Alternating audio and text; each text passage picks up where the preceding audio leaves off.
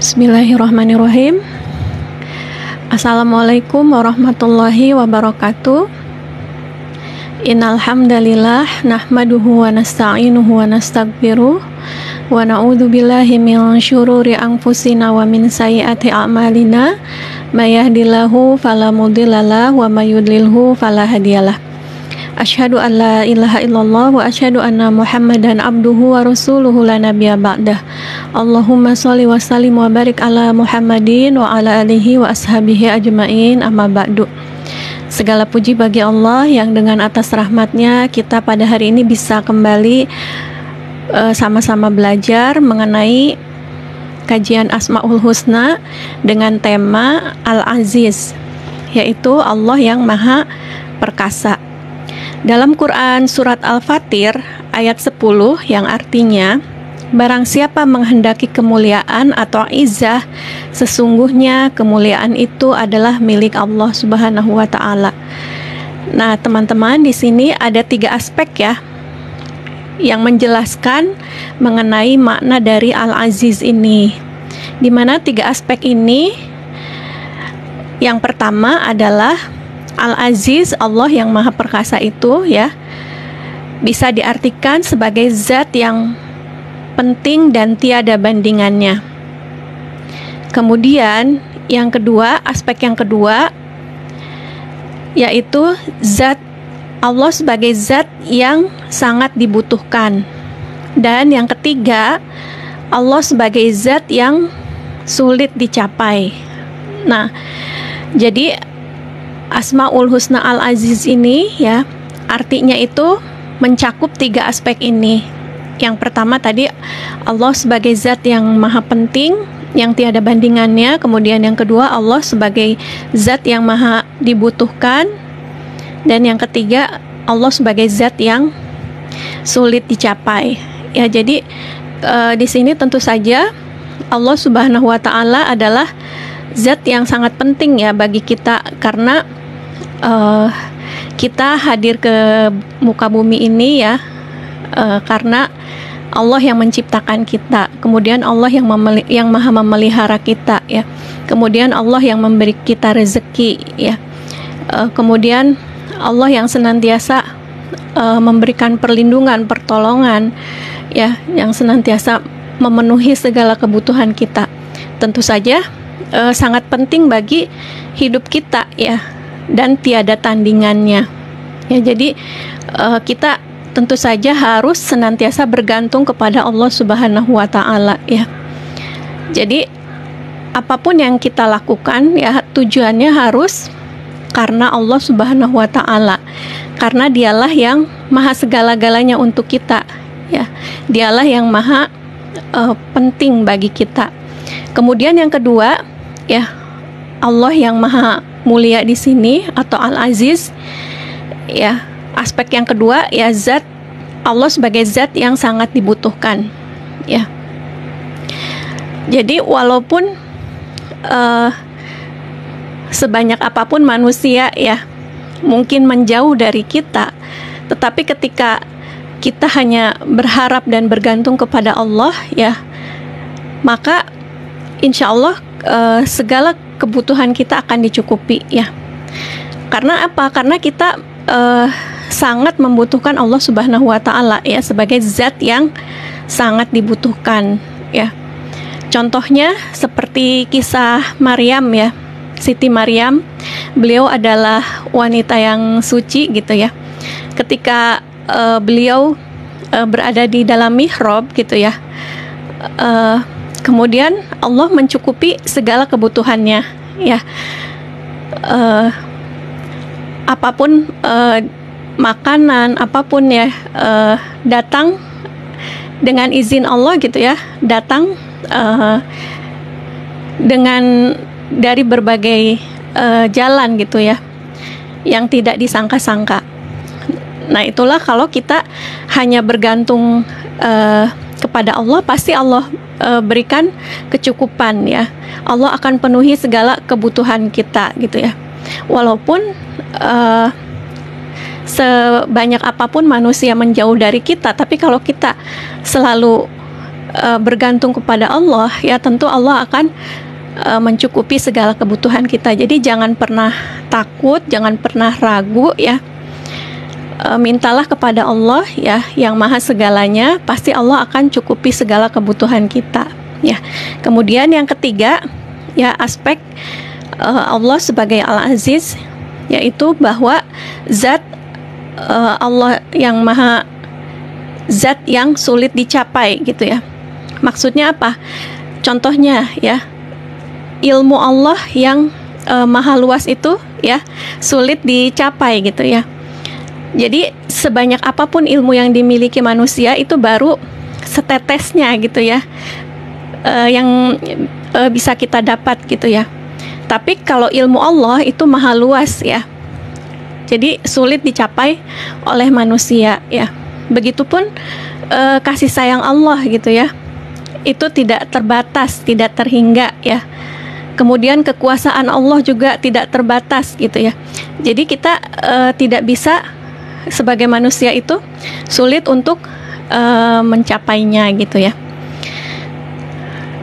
Nah, kalau misalnya tiga aspek ini ya disandarkan pada makhluk ya, contohnya misalnya matahari gitu ya. Matahari itu kan yang pertama tadi penting ya, bagi manusia penting, matahari penting. Yang kedua juga sangat dibutuhkan. Tapi yang ketiga, matahari itu bisa dilihat ya. Kalau zat Allah itu tadi tidak bisa dicapai gitu ya oleh indera manusia, tapi kalau matahari bisa kita lihat. Nah, berarti matahari itu tidak bisa dikatakan sebagai Al-Aziz, yang maha perkasa gitu ya. Contoh lagi air ya. Air itu ya, yang pertama, aspek pertama tadi sangat penting bagi manusia ya. Kemudian aspek yang kedua, air juga sangat dibutuhkan manusia. Tapi air itu bisa kita minum ya, bisa kita raba gitu ya.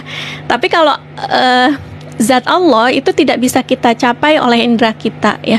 Nah, makanya air itu tidak masuk dalam kategori Al-Aziz ya, yang maha perkasa gitu ya.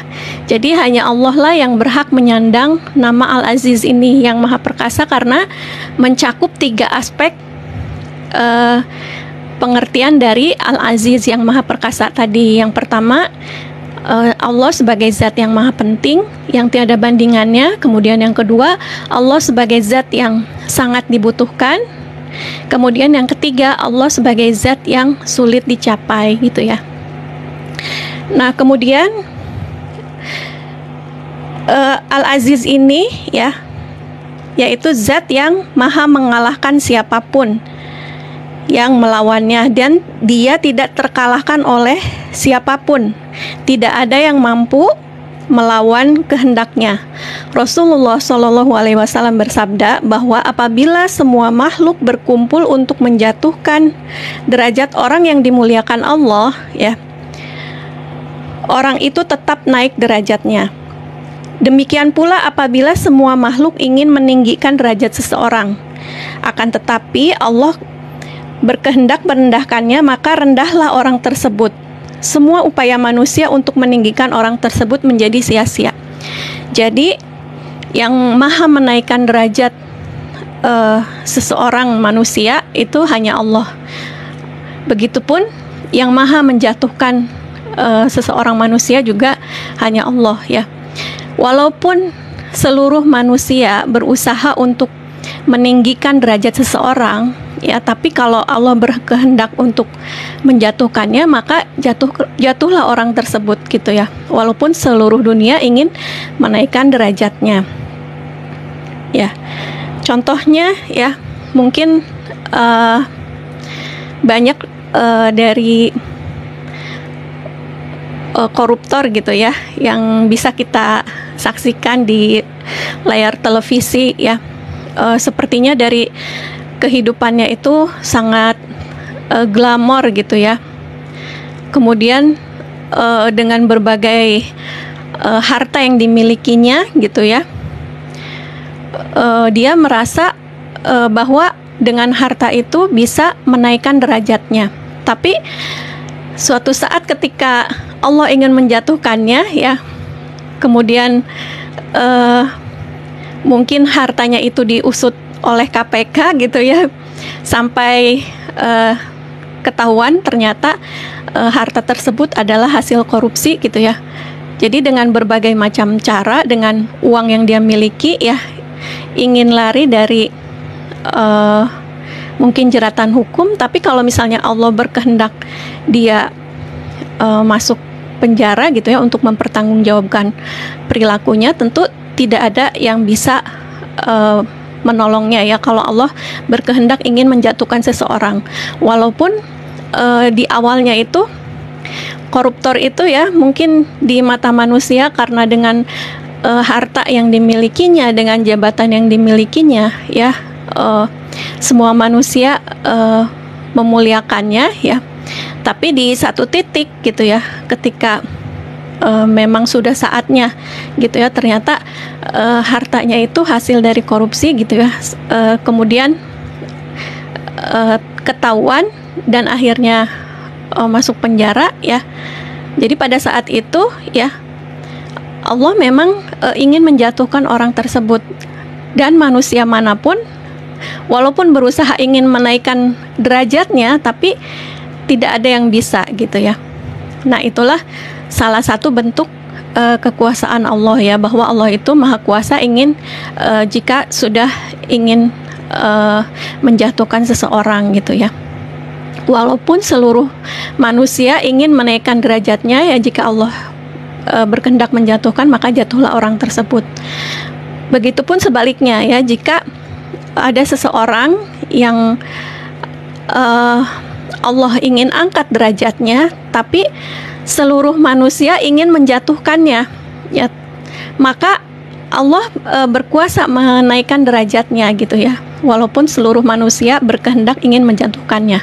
Contohnya ya, dalam kisah Nabi Yusuf ya.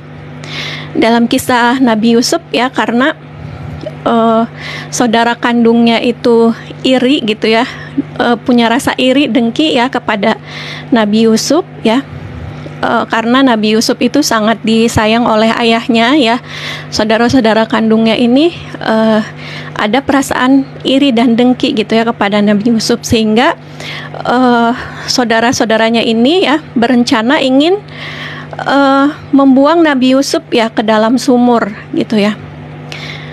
Kemudian ketika dibuang ke dalam sumur gitu ya, dan bahkan tidak pulang lagi gitu ya Nabi Yusuf, sampai ayahnya itu menangis, bahkan saking menangisnya terus-menerus gitu ya, saking sayangnya dengan Nabi Yusuf, menangis terus-menerus, akhirnya matanya pun sampai buta gitu ya.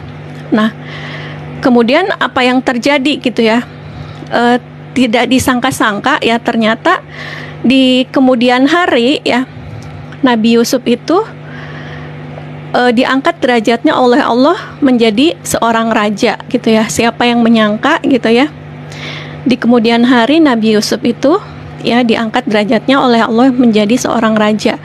Dan apa yang terjadi pada saat itu, Nabi Yusuf tidak ada rasa dendam ya kepada saudara-saudaranya tersebut, kepada saudara kandungnya ya. Justru Nabi Yusuf memaafkan ya saudara-saudara kandungnya gitu ya. Nah, itu jadi pelajaran yang bisa kita petik gitu ya. Ketika kita menyandarkan kemuliaan itu kepada Allah Subhanahu wa Ta'ala, maka jangan pernah takut gitu ya. Walaupun seluruh dunia, seluruh manusia ingin menjatuhkan kita ya, maka ketika kita bersandar kepada Allah ya, Allah lah yang akan mengangkat derajat kita.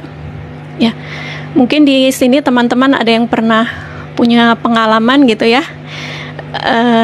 mungkin ada yang pernah difitnah gitu ya, atau ada seseorang yang membenci kita, atau ada yang iri, ada yang dengki gitu ya, mungkin dengan kesuksesan kita, kemudian ingin menjatuhkan kita ya. Jangan pernah takut ya teman-teman, karena kalau kita bersandar kepada Allah yang maha mulia ya, insya Allah ya, walaupun banyak orang yang tidak menyukai kesuksesan kita dan ingin menjatuhkan kita. Kalau Allah berkehendak ingin mengangkat derajat kita, ya tidak akan ada yang bisa menjatuhkan kita, gitu ya.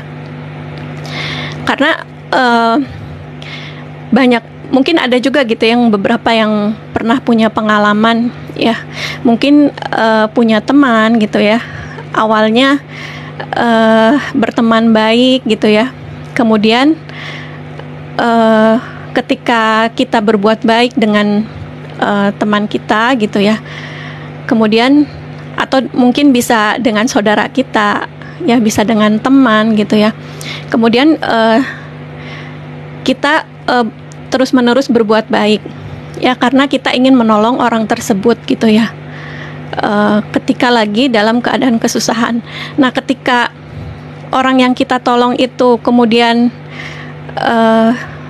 suatu saat berhasil, ya kemudian suatu saat posisi kita sedang membutuhkan gitu ya, malah bukannya dibantu gitu ya, malah diremehkan atau direndahkan. Nah, jangan kecil hati ya teman-teman, ketika kita menyerahkan kembali urusan kita kepada Allah, ya maka Allah yang akan menolong kita gitu ya, dari arah yang tidak kita sangka-sangka, yang tidak kita duga-duga gitu ya. Jadi jangan pernah takut ya teman-teman. Jadi memang fenomena saat ini gitu ya, kebanyakan dari kita itu hanya fokus pada casing gitu ya. Jadi kalau misalnya dari segi casingnya mungkin dia rumahnya mewah ya, kemudian mobilnya mewah, dari penampilannya mewah gitu ya, kebanyakan kita silau gitu ya, silau, merasa memuja dan memuji orang tersebut gitu ya, memuliakan orang tersebut gitu ya, karena tadi ya kita hanya tertipu dengan casingnya. Apalagi sekarang tuh banyak yang flexing gitu ya, pamer harta, pamer mobil mewah, pamer kekayaan, rumah dan lain-lain ya. Ternyata setelah diselidiki ya, mungkin ada yang pernah lihat juga gitu ya di televisi, ternyata setelah diselidiki hartanya itu adalah harta dari judi online gitu ya, akhirnya tertangkap dan hartanya itu disita gitu ya. Nah, tapi kan selama orang tersebut belum tertangkap gitu ya, kita kebanyakan silau gitu ya, memuja dan memuji orang tersebut gitu ya, walaupun tidak tahu gitu ya dari mana asal hartanya gitu. Nah, itulah yang banyak kita terkecoh gitu ya. Padahal banyak sebetulnya orang-orang yang dari segi penampilannya mungkin sederhana gitu ya, tapi orang tersebut justru mulia di sisi Allah. Tapi kadang karena kesederhanaannya kita tidak melirik orang tersebut gitu ya. Nah, itulah kalau pandangan manusia ya. Kalau pandangan manusia itu biasanya melihat dari casingnya saja gitu ya. Kalau casingnya wah gitu ya, baru kita muliakan orang tersebut. Tapi kalau casingnya sederhana gitu ya, itu tidak kita lirik sama sekali gitu ya. Padahal bisa jadi ya orang tersebut sangat mulia di sisi Allah gitu ya. Nah, mungkin itu yang bisa jadi pelajaran buat kita gitu ya, agar kita jangan melihat seseorang itu ya, memandang seseorang itu dari kacamata dunia gitu ya, tapi muliakanlah semua orang gitu ya, walaupun orang tersebut ya mungkin dari segi penampilannya biasa gitu ya, sederhana gitu ya, tapi kita muliakan sebagai makhluk ciptaan Allah, semuanya itu ya Allah ciptakan mulia ya. Jadi kita jangan membeda-bedakan, karena dia kaya kita muliakan, karena dia orang tidak mampu kita merendahkannya. Nah, jangan seperti itu ya, karena ketika kita merendahkan orang lain ya, itu sama saja kita merendahkan diri kita sendiri ya, karena hanya orang mulia lah yang bisa memuliakan orang lain.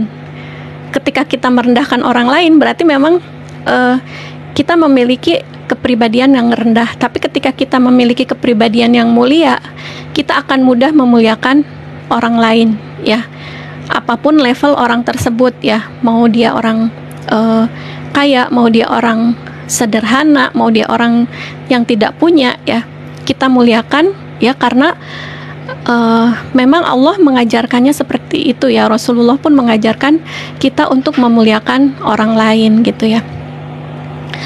Nah, kemudian Al-Aziz juga bisa diartikan sebagai Allah yang tidak ada yang sama atau tidak ada yang serupa dengannya. Laisa kamitslihi syai'un ya. Artinya tidak ada yang serupa, entah itu dari bentuk, sifat, kemudian tindakan ya. Dan Allah berbeda dengan segenap makhluknya ya, baik itu dari zat maupun sifatnya. Kemudian Allah sebagai Al-Aziz juga berarti Dia yang tidak dapat dibendung kekuatannya ya, dan atau diraih kedudukannya. Dia begitu tinggi sehingga tidak dapat disentuh oleh keburukan dan kehinaan.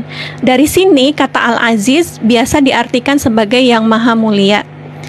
Izzah atau kemuliaan menjadikan dia bebas dari segala celah dan kerendahan yang mengurangi kehormatannya. Dan izzah adalah milik Allah semata. Dia berfirman, barang siapa yang menghendaki al-izzah atau kemuliaan, maka kemuliaan seluruhnya hanya milik Allah Subhanahu wa taala. Quran surat Al-Fatir ayat 10. Nah, jadi teman-teman, barang siapa yang menghendaki kemuliaan, maka kemuliaan itu seluruhnya hanyalah milik Allah Subhanahu wa taala. Mengenai kemuliaan ini Rasulullah SAW bersabda, sesungguhnya Tuhan kalian berfirman, setiap hari Akulah Al-Aziz yang maha mulia. Siapa yang menghendaki kemuliaan dunia dan akhirat, hendaklah taat kepadaku, kepada Al-Aziz. Nah, jadi barang siapa dari kita yang menghendaki kemuliaan, yang ingin memiliki kemuliaan ya, maka hendaklah dia taat kepada Al-Aziz ya. Jadi kuncinya di sini ya teman-teman ya, yang ingin menjadi pribadi yang mulia ya, yang ingin memiliki kemuliaan ya, kuncinya adalah hendaklah dia taat kepada Al-Aziz, Allah Azza wa Jalla gitu ya. Nah, jadi bukan menyandarkan kemuliaan itu pada harta ya. Kalau kita menyandarkan kemuliaan pada harta ya, kita ingin dipandang mulia oleh orang lain dengan harta kita, dengan kekayaan kita, dengan rumah mewah, dengan mobil mewah gitu ya. Saat mobil mewah atau uang yang banyak itu Allah cabut, maka hilanglah kemuliaan itu gitu ya di mata manusia ya. Tapi kalau kita menyandarkan kemuliaan itu hanya kepada Allah ya, dalam keadaan apapun ya, karena Allah yang memuliakan hambanya ya, tanpa harta pun tetap akan mulia di sisi Allah gitu ya. Nah, atau juga ada yang merasa mulia dengan pekerjaannya gitu ya. Nah, ketika pekerjaannya hilang ya, maka hilang pula kemuliaannya. Karena apa? Karena dia menyandarkan kemuliaannya pada makhluk, pada pekerjaannya gitu ya. Nah, ada yang menyandarkan pada popularitas juga, ketika banyak sekali ya artis-artis ya mungkin yang menyandarkan kemuliaannya dengan popularitas gitu ya.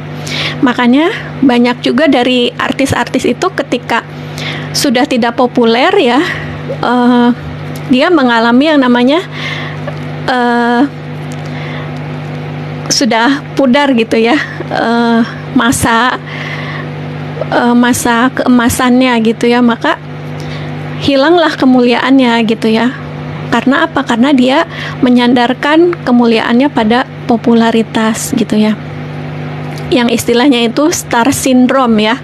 Jadi ketika dia sudah tidak populer ya, dia merasa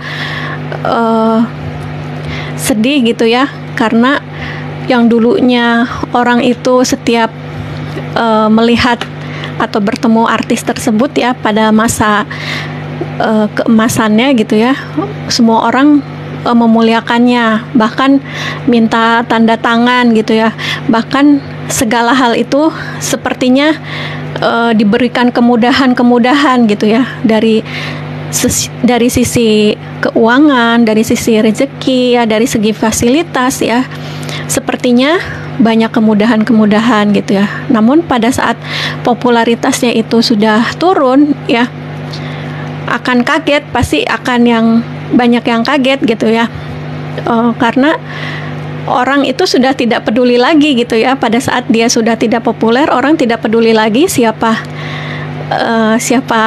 dia gitu ya, karena sudah tidak terkenal ya. Begitupun kalau misalnya tadi menyandarkan pada pekerjaan, ada yang mungkin di PHK gitu ya, atau juga ada yang masa pensiun gitu ya. Jadi ada kisah dari teman gitu ya. Jadi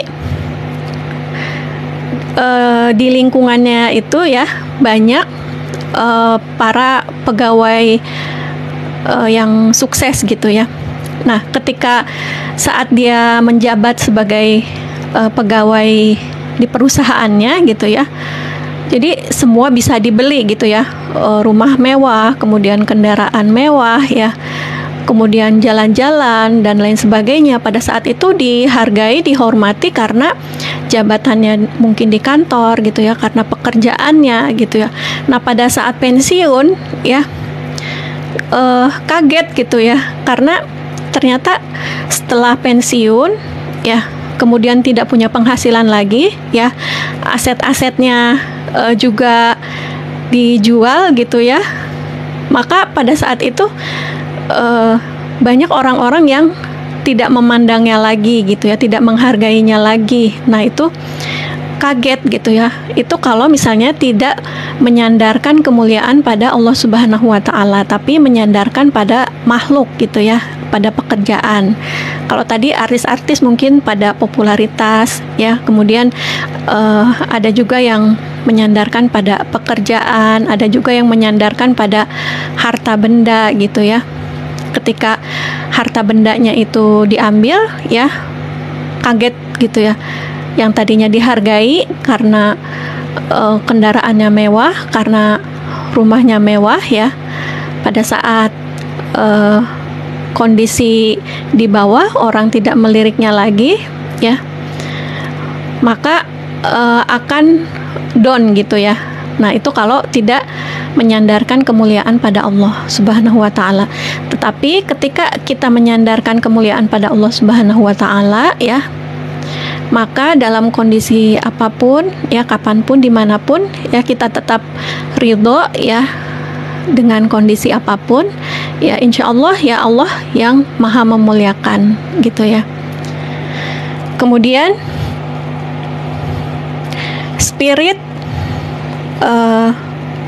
bagaimana spirit Al-Aziz ya, kita meneladani sifat Al-Aziz ini, yaitu yang pertama, teguh memegang kebenaran ya. Jadi agar kita bisa meneladani sifat Allah Al-Aziz ini, yang pertama yaitu kita teguh memegang kebenaran. Dalam keadaan apapun, dimanapun, kita tetap istiqomah ya, menjalankan apa yang Allah perintahkan dan menjauhi larangan Allah Subhanahu wa taala semampu kita ya. Utsman bin Affan radhiyallahu anhu mengungkapkan, tanda-tanda orang bijaksana ada 5. Yang pertama, hatinya selalu berniat suci ya. Jadi kita harus senantiasa meniatkan segala sesuatu itu karena mengharapkan ridho Allah Subhanahu wa taala. Baik ketika kita menjalani kehidupan sehari-hari, atau kita menjalankan sebuah bisnis gitu ya, atau kita menjalankan pekerjaan ya, atau sebagai ibu rumah tangga ya, atau sebagai peran kita sebagai orang tua ya, apapun peran kita ya, niatkan segala yang kita lakukan karena mengharap ridho Allah Subhanahu wa taala ya, karena niat yang suci gitu ya. Ketika niat kita untuk akhirat ya, untuk mengharapkan ridho Allah Subhanahu wa taala, contohnya misalnya dalam menjalankan bisnis gitu ya, kita niatkan karena Allah Subhanahu wa taala, karena mengharapkan ridho Allah Subhanahu wa taala, maka dunia itu akan datang ya.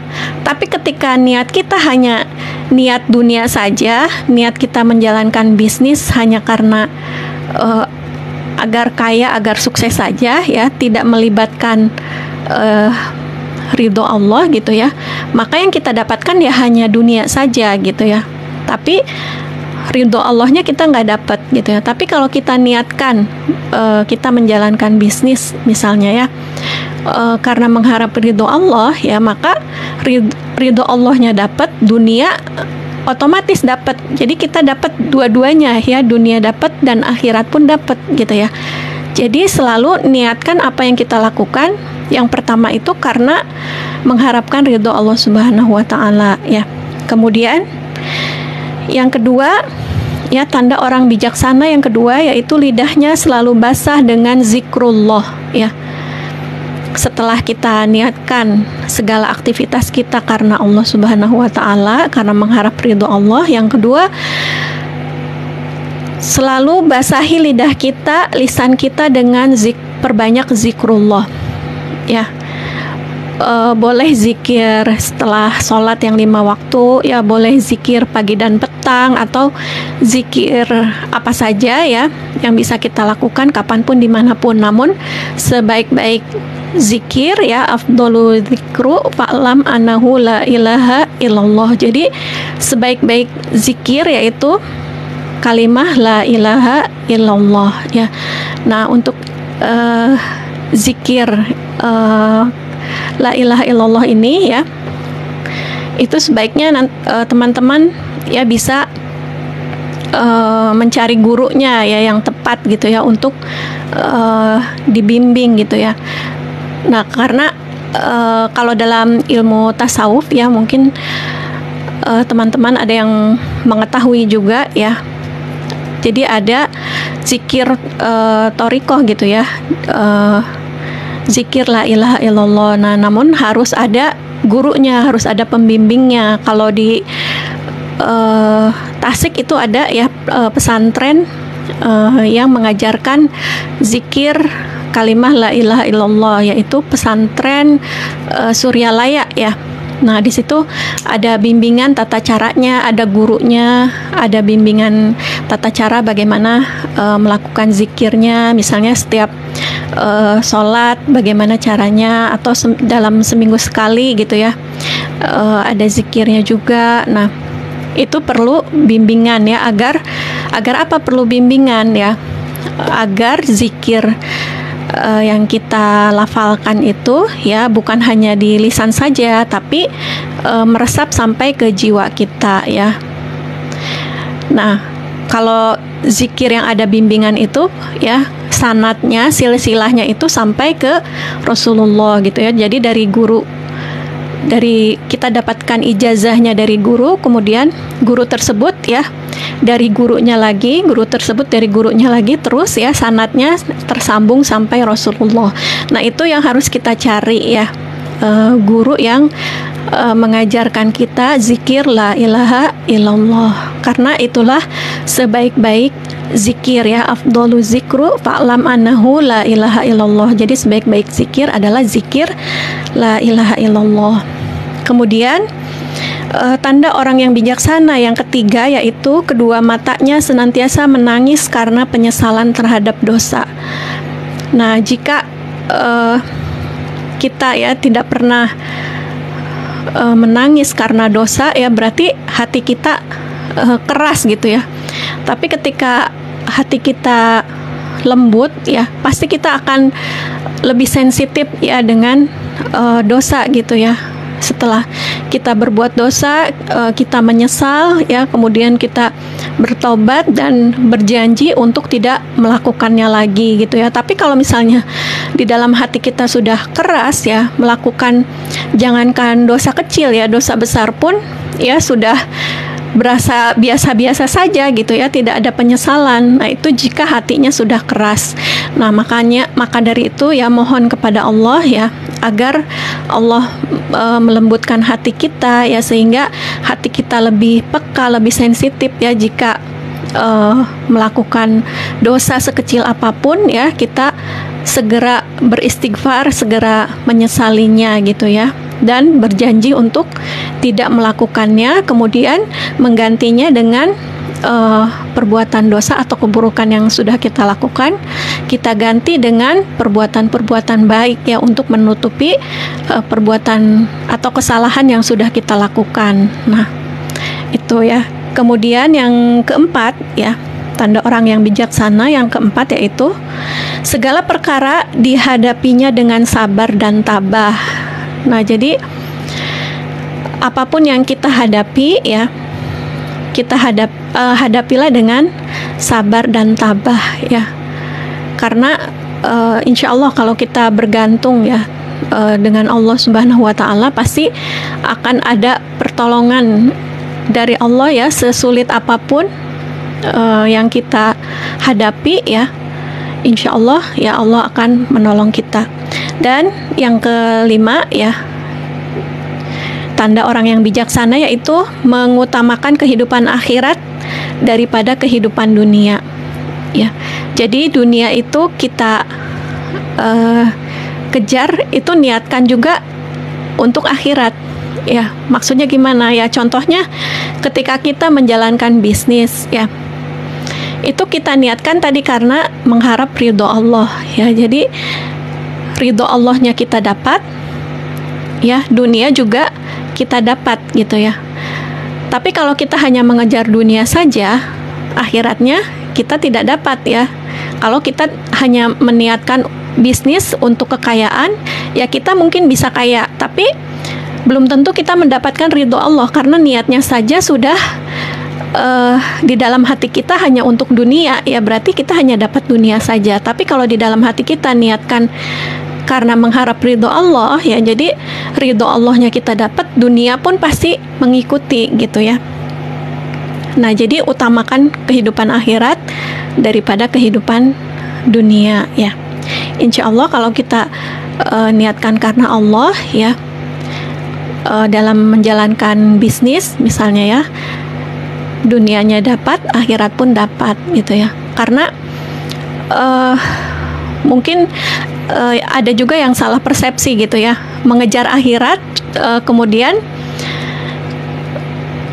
dia tidak mau berusaha untuk bekerja gitu ya, karena sibuk mengejar akhirat ya. Padahal untuk akhirat pun ya perlu dunia gitu ya. Misalnya apa? Untuk berhaji ya, juga perlu uang gitu ya. Makanya kita harus bekerja, harus menjalankan bisnis, rezekinya harus kita jemput gitu ya. Ibadah tetap kita lakukan, tapi ikhtiar dunia pun ya, ikhtiar menjemput rezeki pun kita jalankan semaksimal mungkin ya. Karena tadi ya, untuk akhirat pun ya perlu dunia ya. Jadi kita perlu menjemput rezeki ya, tadi untuk umroh, untuk haji, untuk zakat, infak, sedekah, itu perlu uang gitu ya. Ingin membangun pesantren, membangun masjid, itu perlu uang. Nah, makanya perlu kita jemput gitu ya rezeki itu ya. Tapi niatkan tadi sekali lagi, bukan hanya sekedar mencari dunia, tapi juga niatkan segala yang kita lakukan untuk ibadah kepada Allah ya, untuk mengharap ridho Allah. Kemudian spirit ya, bagaimana kita meneladani sifat Al-Aziz ini, yaitu menjaga kemuliaan atau harga diri ya. Seseorang yang menghayati makna Al-Aziz, dia akan berusaha seoptimal mungkin ya dalam memelihara dan menjaga kehormatan dirinya. dia tidak akan mengulurkan tangan untuk meminta kepada orang lain. Dia pun akan menjauhkan hal-hal yang akan merusak kredibilitasnya dan harga dirinya sebagai seorang muslim, apapun resikonya. Dia sangat memahami bahwa harga diri adalah barang mahal yang tidak bisa dibeli dengan uang. Nah, jadi untuk menjadi meneladani spirit Al-Aziz ini, ya, kita harus menjadi pribadi yang menjaga kemuliaan dan harga diri kita, ya. Jangan sampai kita terbiasa dengan meminta gitu ya. Justru yang mulia itu adalah orang yang tangan di atas lebih mulia daripada yang di bawah yang meminta gitu. Yang memberi lebih banyak, lebih mulia daripada yang meminta gitu ya. Tapi ada juga orang yang merasa biasa-biasa saja gitu ya dengan meminta. Karena apa? Karena sudah tidak ada harga dirinya gitu ya. Merasa ya biasa-biasa aja gitu ya. Tapi kalau misalnya seorang muslim yang meneladani Asmaul Husna Al-Aziz ya, maka dia harus menjaga kemuliaan dan harga dirinya ya dengan memelihara diri ya dan menjaga kehormatan dirinya untuk tidak meminta-minta ya. Upayakan justru kita menjadi pribadi yang suka memberi gitu ya daripada meminta ya. Lalu apa saja yang dapat menghancurkan harga diri kita? Setidaknya ada 2 hal ya. Yang pertama, tidak tahu malu. Nah, ini ada juga orang yang tidak tahu malu ya. Jadi misalnya orang tersebut dibantu gitu ya.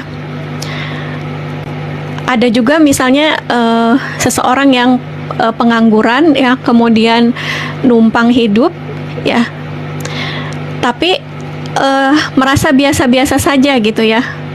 Numpang hidup itu sepertinya biasa gitu ya, karena tadi dia punya kepribadian tidak memiliki rasa malu ya.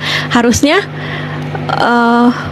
dia berusaha gitu ya, jangan sampai merepotkan orang lain gitu ya, karena merasa hidupnya menumpang gitu ya. Jangan malah keenakan gitu ya. Jadi harusnya ketika dia menumpang hidup di rumah orang lain ya, maka berusahalah misalnya bagaimana memikirkan membantu biaya listriknya, mungkin membantu biaya makan sehari-hari atau apa saja yang bisa dibantu gitu. Mungkin bisa bantunya tenaga ya, bantu dengan tenaga gitu ya. Tapi kalau orang yang sudah tidak memiliki rasa malu ya, dia tidak mau tahu gitu ya dengan kondisi keadaan orang tuan rumahnya gitu ya. Nah, itulah yang dapat menghancurkan harga diri. Yang pertama tadi tidak tahu malu. Kemudian yang kedua yaitu tidak tahu balas budi ya. Mungkin di sini juga teman-teman ada yang sudah mengalami mungkin ya, namanya mengarungi kehidupan itu ya dengan berbagai macam tipe orang, tipe-tipe manusia gitu ya. Ada yang antagonis, ada yang protagonis, ada yang baik, ada yang belum baik gitu ya. Jangan bilang tidak baik ya, mungkin belum baik gitu ya. Mungkin masih berproses untuk menjadi pribadi yang lebih baik gitu ya. Nah, ada yang memiliki juga kepribadian tidak tahu balas budi gitu ya. Nah, jadi sudah dibantu ya. Bukan, kita memang ketika kita membantu orang lain, kita tidak berharap ya orang tersebut membalas kebaikan kita ya. Tapi ada yang orang yang sudah kita bantu, kita berbuat baik, kita menolong orang tersebut, malah orang yang kita bantu ini bukan hanya saja tidak berterima kasih, malah bisa jadi orang tersebut ya membicarakan kita, membicarakan keburukan kita di belakang kita, atau memfitnah atau menjatuhkan. Dan memang ada yang kejadian seperti itu ya. Jadi minimal lah walaupun ya tidak bisa membalasnya, ya minimal mengucapkan terima kasih, ya syukur-syukur bisa membalasnya. Nah, dan jangan sampai ya kita membalasnya dengan keburukan, ya justru sebisa mungkin kita balas dengan kebaikan. Nah, itu tadi ada dua hal yang bisa menghancurkan harga diri. Yang pertama, tidak tahu malu. Yang kedua, tidak tahu balas budi. Nah, jadilah kita pribadi yang memiliki kemuliaan atau memiliki harga diri, ya, menjaga harga diri. Kemudian spirit Al-Aziz atau meneladani sifat Al-Aziz yang berikutnya, yaitu dengan satunya antara kata dan perbuatan. Jadi antara apa yang kita katakan dan apa yang kita perbuat itu harus sejalan gitu ya. Nah, jangan sampai kita menyuruh orang gitu ya. Misalnya jangan merokok karena merokok itu membahayakan kesehatan, tapi dianya sendiri merokok. Nah, kira-kira kalau orang seperti itu justru akan menjatuhkan harga dirinya sendiri ya, ketika orang tersebut mengatakan apa yang dia melarang tapi dia melakukan gitu, atau dia memerintahkan sesuatu, misalnya ayo kamu sholat ke masjid, sedangkan dia sendiri ya tidak mau sholat ke masjid misalnya. Nah, jadi harus sejalan ya antara perkataan dan perbuatan ya. Karena dalam Quran surat As-Saff yang artinya ya, hai orang-orang yang beriman, mengapa kamu mengatakan apa yang tidak kamu perbuat? Amat besar kebencian di sisi Allah bahwa kamu mengatakan apa-apa yang tidak kamu kerjakan. Nah, jadi untuk meneladani Al-Aziz ya, sifat Allah yang maha mulia, yaitu yang berikutnya, yaitu harus satu kata ya antara perbuatan dan ucapan gitu ya. Jadi di sini Allah ya sangat murka gitu ya bagi kepada orang-orang yang tidak sesuai ya antara apa yang dia katakan dengan apa yang dia kerjakan. Nah, selanjutnya tips meneladani Asmaul Husna. Yang pertama, berlatihlah untuk menghilangkan ketergantungan kepada makhluk. Lalu perkuatlah ketergantungan dan harapan diri kepada Allah Al-Aziz semata ya. Tadi sudah dijelaskan ya, kalau kita menggantungkan ya kemuliaan itu kepada makhluk ya, tadi misalnya kepada ada yang menggantungkan kemuliaannya kepada harta benda gitu ya. Kemudian ketika harta bendanya itu hilang ya, maka hilang pula kemuliaannya ya. Atau ada yang bergantung kepada popularitas ya, ketika dia di masa jayanya mungkin ya mulia dengan popularitasnya, tapi saat popularitas itu sudah redup ya, maka orang-orang tidak memuliakannya lagi. Nah, itu bisa jadi star syndrome ya. Jadi kaget dengan keadaannya yang biasanya dieluk-elukan, yang biasanya dimuliakan, ketika sudah tidak populer, maka orang pun sudah tidak memuliakannya lagi. Itu karena apa? Karena menggantungkan kemuliaan kepada makhluk ya. Maka gantungkanlah ya, perkuatlah ketergantungan kita kepada Allah Azza wa Jalla ya. Jadi berharaplah kemuliaan itu dari sisi Allah Subhanahu wa Ta'ala ya. Karena kalau Allah sudah yang memuliakan manusia tersebut ya, maka siapapun yang berusaha menjatuhkannya tidak akan bisa ya. Dia akan mulia selamanya di dunia maupun sampai di akhirat kelak. Itu jika Allah yang mengangkat derajatnya, yang memuliakannya. Nah, tadi bagaimana caranya agar mendapat kemuliaan di sisi Allah ya? Caranya dengan mentaati ya perintah Allah Subhanahu wa taala ya, dan menjauhi larangannya. Jadi mendekatlah kepada Allah Subhanahu wa taala, zat yang memiliki kemuliaan ya. Jadi bukan bergantung atau berharap kemuliaan itu dari makhluk, karena yang namanya makhluk ya, berharap dimuliakan dari makhluk ya, itu sifatnya sementara ya. Sedangkan ketika kita berharap kemuliaan dari Allah Subhanahu wa taala, itu kekal abadi selamanya. Kemudian mohonlah kepada Allah perantara-perantara yang dapat mendatangkan keperkasaan dan kemuliaan yang diridhoinya. Yang ketiga, teladanilah perilaku orang-orang yang memiliki keperkasaan dan kemuliaan di sisi Allah, yaitu para rasul, sahabat, dan orang-orang soleh. Makanya ketika kita ingin mendapatkan kemuliaan di sisi Allah, maka dekatilah orang-orang yang dimuliakan oleh Allah Subhanahu wa taala. Siapa mereka? Yaitu para rasul ya. Kita dengan mencintai Rasulullah, kemudian para sahabatnya dan orang-orang soleh ya, kita mencintai orang-orang soleh gitu ya. Kemudian yang berikutnya, meneladani Asmaul Husna Al-Aziz, yaitu jauhi aneka perbuatan yang dapat menghancurkan kredibilitas ya.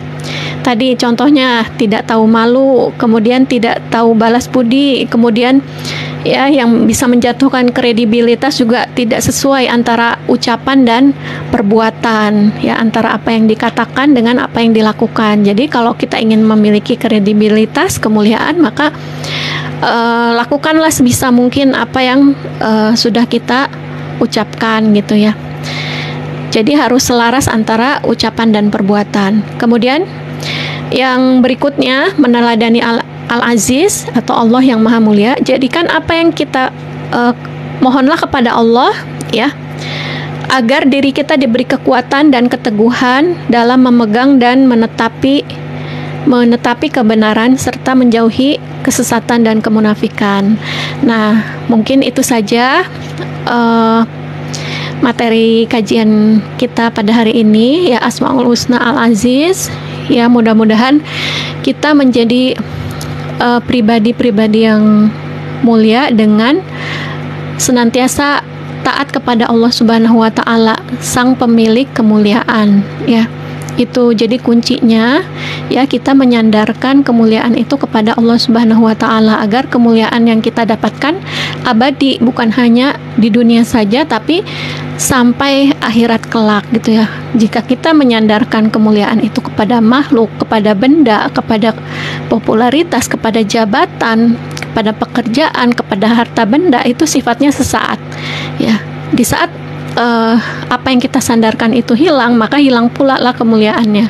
Tetapi ketika kita menyandarkan kemuliaan itu kepada Allah ya, kapanpun, bahkan sampai kapanpun ya, jika Allah menghendaki kita mulia, maka kemuliaan itu akan abadi selamanya.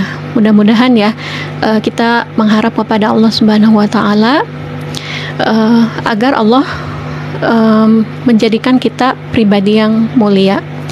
Amin ya robbal alamin. Baik, kita tutup kajian kita pada hari ini. Semoga bermanfaat. Mohon maaf lahir batin jika ada kesalahan, itu dari diri saya pribadi. Jika itu kebenaran, datangnya dari Allah Subhanahu wa taala. Kita tutup kajian ini dengan membaca hamdalah, alhamdulillahirabbil alamin, istighfar 3 kali, astagfirullahaladzim, astagfirullahaladzim, astagfirullahaladzim, dan doa kafaratul majelis. Subhanakallahumma wa bihamdika asyhadu an la ilaha illa anta astaghfiruka wa atubu ilaik. Wassalamualaikum warahmatullahi wabarakatuh.